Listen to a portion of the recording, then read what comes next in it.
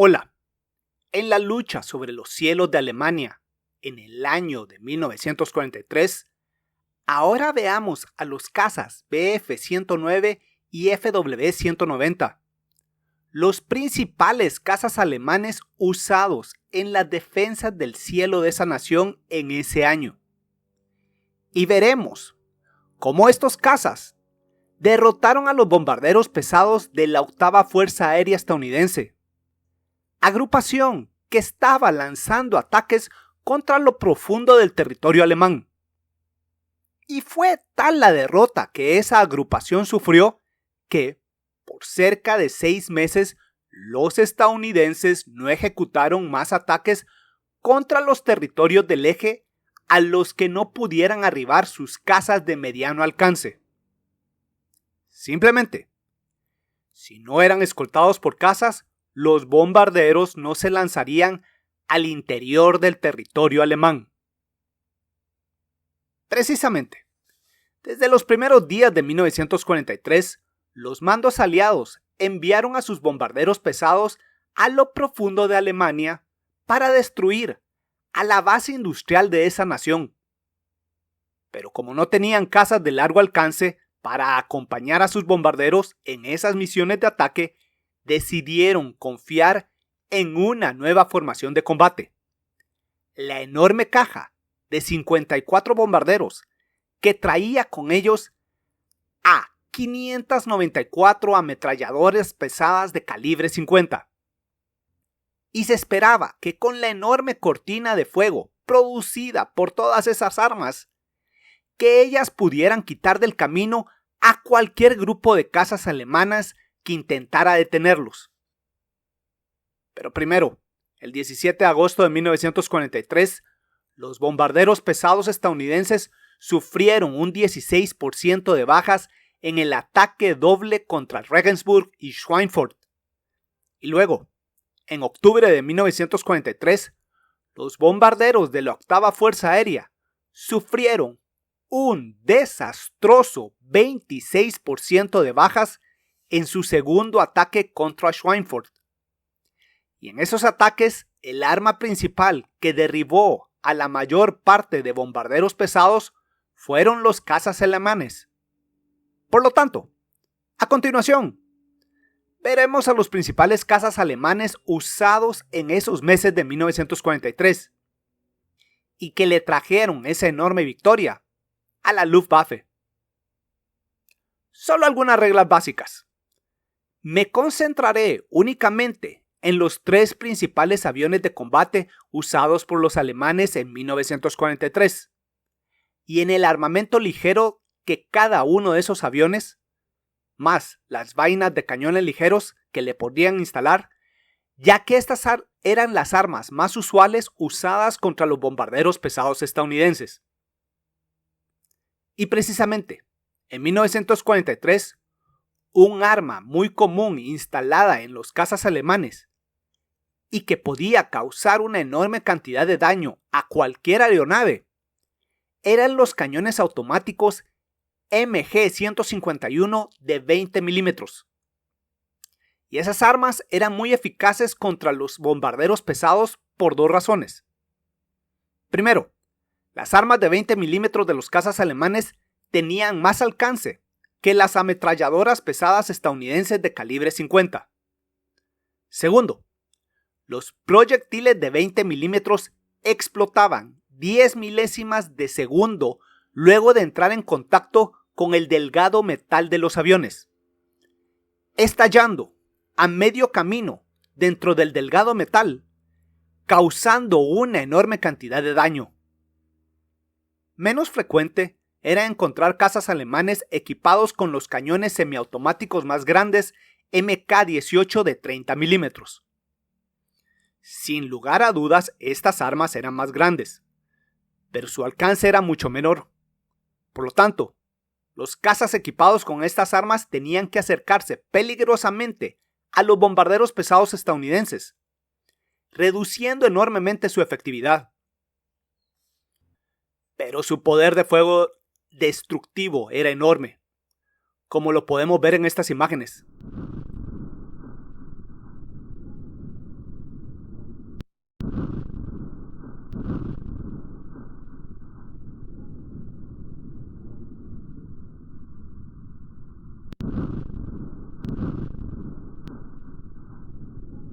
Este es el daño que podía causar los proyectiles explosivos de 30 milímetros.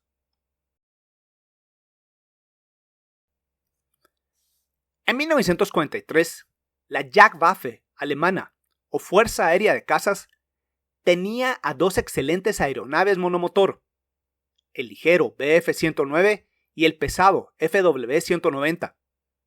Y a esas dos aeronaves se les unía, en un número mucho menor, el Bf-110, un pesado caza bimotor. Y lo que tenemos que recordar de todas estas aeronaves es que, gracias a las sólidas estructuras creadas por los ingenieros alemanes, todas estas aeronaves fueron capaces de recibir mejoras sin sufrir enormes cambios en sus diseños originales. El Bf-109 comenzó a volar en combate en 1937, en la Guerra Civil Española, y es un testimonio del trabajo de los ingenieros de la Messerschmitt para que esa aeronave pudiera ir evolucionando, permaneciendo como un letal oponente hasta el final de la guerra contra los cazas aliados, gracias a tener un buen equilibrio entre capacidad de vuelo y facilidad de uso en vuelo. Y también tenemos que reconocer que no estaba libre de defectos, pero en las manos de un piloto experimentado era una aeronave muy capaz para la lucha aérea. Y eso, unido a su capacidad de ser producido en masa.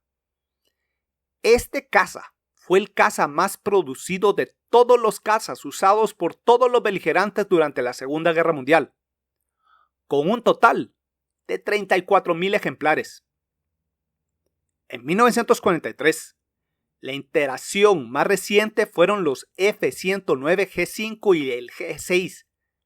De estos, fueron producidos 9,000 unidades, siendo la enorme mayoría aeronaves G6. El armamento de a bordo de estas era relativamente ligero, solo 3 armas automáticas, pero estas eran armas letales. 2 eran ametralladoras pesadas MG-131 de 13 milímetros, y la tercera era un letal cañón de 20 milímetros. Contra los cazas enemigos, esas armas de 20 milímetros serían letales, pero un solo cañón haría que el ligero Bf-109 no fuera tan efectivo contra los pesados bombarderos estadounidenses. Sin embargo, a estos cazas se le podía instalar vainas con armas de 20 milímetros, y con 2 vainas por ala, se incrementaba enormemente el poder de fuego de estos cazas Bf-109. Y los Bf-109G tenían un motor Daimler-Benz 605 AS de 1400 caballos de fuerza. Lograba alcanzar una velocidad máxima de 620 km por hora y pesaba poco más de 3.100 kilogramos. Ahora, por otra parte, tenemos a los cazas pesados FW-190. El FW-190A comenzó a volar en combate en 1941. Y el motor más común para esta aeronave fue el BMW 801 de 1600 caballos de fuerza. Gracias a ese motor y a su diseño, esta pesada aeronave de 4.400 kilogramos era rápida y ágil en alturas bajas y medianas. Pero en alturas elevadas, de 6.000 metros en adelante, los FW-190 iniciales tenían problemas, que solo fueron resueltos en modelos posteriores que comenzaron a aparecer en septiembre de 1944.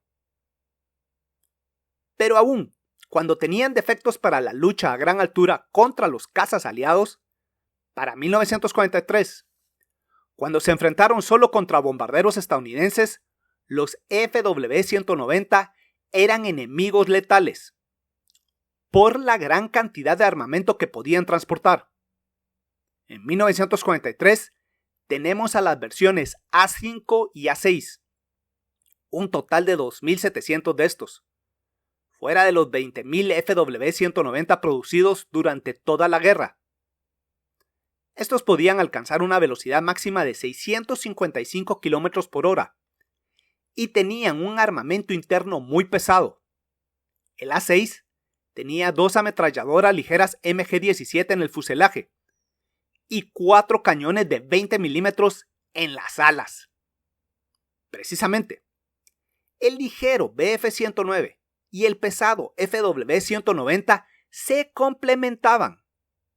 El Focke-Wulf 190 fue, sin duda, un destacado avión de combate con un diseño de vanguardia.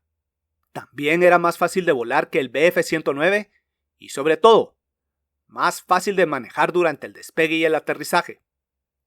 Otra ventaja del FW-190 era la cubierta de la cabina, que proporcionaba una excelente visibilidad panorámica, una característica que ayudaba enormemente al piloto de este caza. Esos dos cazas se complementaban.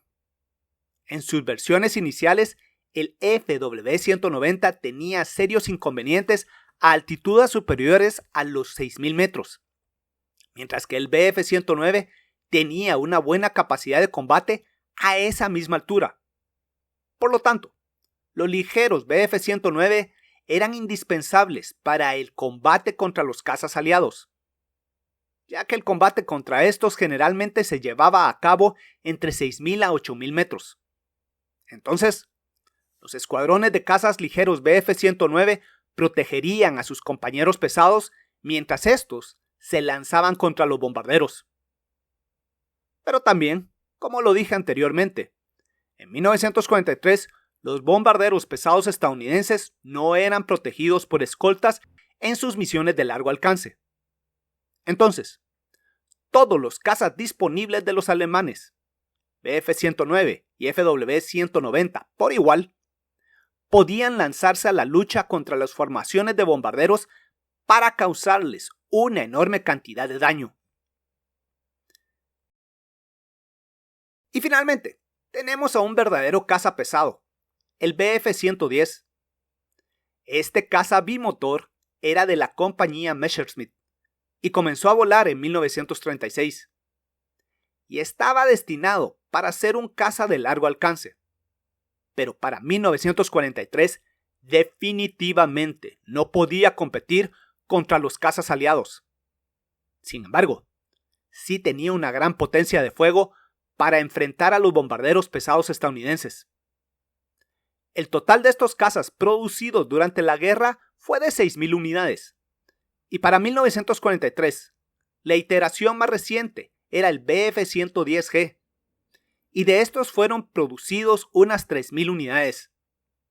Esta aeronave pesaba 6.028 kilogramos, el doble que el peso de un Bf-109, y estaba equipado con 2 motores de 1.400 caballos de fuerza que le daban una velocidad de 595 kilómetros por hora. Su armamento era pesado, una combinación de 4 cañones ligeros de 20 milímetros montados en el morro o 2 cañones ligeros de 20 milímetros y 2 de 30 milímetros, suficientes para derribar a un bombardero pesado estadounidense, más 2 ametralladoras ligeras para la protección de su retaguardia. Claro, los alemanes tuvieron muchos más aviones disponibles en 1943, como el Me-410 Hornisse, pero de estos solo se produjeron 1.189. Así que encontrarlos en el aire sería inusual. Además, en este video no hablaré sobre los aviones a reacción. El más famoso de ellos, el Me-262, solo fue introducido a las filas de la Luftwaffe hasta abril de 1944, y solo fueron construidos 1.430 de ellos. Por lo tanto, no estuvieron presentes en la lucha de 1943. Entonces, como conclusiones, las victorias de 1943 de los alemanes contra los bombarderos pesados estadounidenses fueron el producto de la acción de sus cazas Bf-109 y FW-190, equipados con los eficientes cañones automáticos de 20 milímetros. Mientras más de esas armas de 20 milímetros, mayores sus posibilidades de derribar a los bombarderos estadounidenses. Pero también reconozcamos lo siguiente: al colocarle más armamento a los cazas alemanes, estos pasaban a ser más pesados.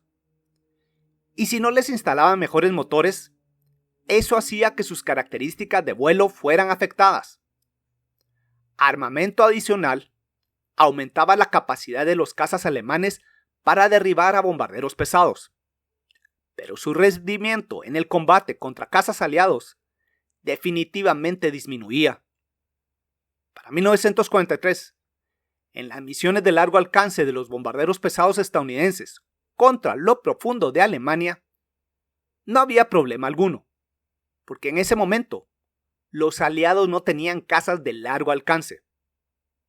Pero en un video futuro veremos que, para principios de 1944, los aliados ya tuvieron a su disposición al caza P-51 Mustang. Esta aeronave ya podía escoltar a los bombarderos hasta Alemania.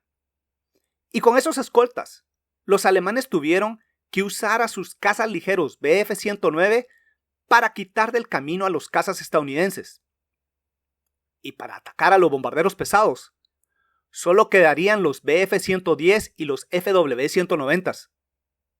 Pero si los Bf-110 eran interceptados por los P-51, serían aniquilados, mientras que los FW-190 tendrían serias dificultades en su lucha contra los P-51. Claro, los ingenieros alemanes redoblaron sus esfuerzos y gracias al desarrollo de nuevos motores lograron mejorar las capacidades de sus cazas Bf-109 y FW-190, que lograron ser comparables a los cazas aliados de finales de la guerra. Pero el problema, para 1944 y 1945, cuando nuevas iteraciones de los cazas alemanes estuvieron disponibles, es que estos nuevos cazas ya no eran tan numerosos como las versiones anteriores. Y tan importante como la falta de suficientes cazas, es que ya no tenían suficientes pilotos experimentados que pudieran hacer un uso adecuado de las nuevas aeronaves. Así, sin suficientes pilotos experimentados que pudieran utilizar a esos cazas mejorados, la derrota de los alemanes estaba completamente asegurada. Así de simple. Bueno, espero que este video haya sido interesante. Y si les gustó, estoy seguro que les van a gustar los 3 libros que ya tengo a la venta con la editorial Almuzara España. Además, para el resto del mundo, ya tengo a la venta 9 libros en Amazon. Y si les interesa la historia militar, serán una buena adquisición para este año 2024. Y como siempre, quiero agradecerle a mis patrocinadores por su apoyo para continuar realizando estos videos. Muchas gracias. Y en mi cuenta de Patreon ya tengo habilitada una tienda, por si desean adquirir piezas de arte creadas por mí. Atentamente, Víctor Aguilar Chan.